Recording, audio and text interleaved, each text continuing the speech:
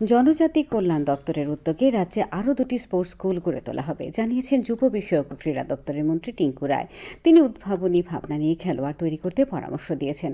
ভারত সরকারের যুব বিষয়ক ক্রীড়া দপ্তরের সহযোগিতায় খেলো ইন্ডিয়া স্টেট সেন্টার অফ এক্সিলেন্সের উদ্যোগে দ্য অস্মিতা সিটি লিগের উদ্বোধন করে তিনি একথা বলেন। আগরতলার বাধারঘাট দশরথদেব স্পোর্টস কমপ্লেক্সে আজ সাঁতার ও জুডো প্রতিযোগিতা অনুষ্ঠিত হয়। আগামী 2026 সালে মেঘালয়ে জাতীয় স্তরের ক্রীড়ার আসর ও 2036 সালে ভারতে অলিম্পিকের আসরকে লক্ষ্য রেখে সারা রাজ্যে ক্রীড়া প্রতিভা বাছাই করা হচ্ছে, জানিয়েছেন যুব বিষয়ক ক্রীড়া দপ্তরের সচিব সত্যব্রত নাথ।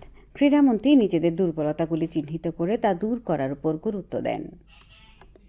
এত সময় দিচ্ছি, আমাদের একটাই লক্ষ্য যেন আমরা নিজেরা নাম করতে পারি, আমার পরিবারের নাম উজ্জ্বল করতে পারি, রাজ্যের নাম উজ্জ্বল করতে পারি, এবং সেই লক্ষ্য রেখেই আমাদের খেলাধুলা করা। আমাদের সরকার তোমাদের জন্য যা যা পরিকাঠামো উন্নয়ন করতে হবে সেগুলো তো করছেই, আর্থিকভাবেও যেন কোনো কারণে আমাদের ছেলে মেয়েদের খেলাধুলায় ব্যাঘাত না ঘটে তার জন্য আমাদের সরকার বিভিন্ন স্কিম নিয়ে আসছে। আমরা চাই আমাদের রাজ্যের ছেলেমেয়েরা সুনাম অর্জন করুক, তারাও নিজেরা প্রতিষ্ঠিত হোক।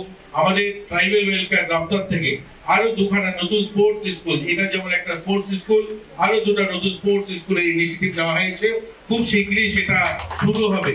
আর অনেকগুলো মাঠ তো তোমরা জানোই যে অনেকগুলো সিনথেটিক ফুটবল মাঠ, হকি মাঠ, তারপরে অ্যাথলেটিক ট্র্যাক, এগুলো তো আমরা করেছি ইতিমধ্যে।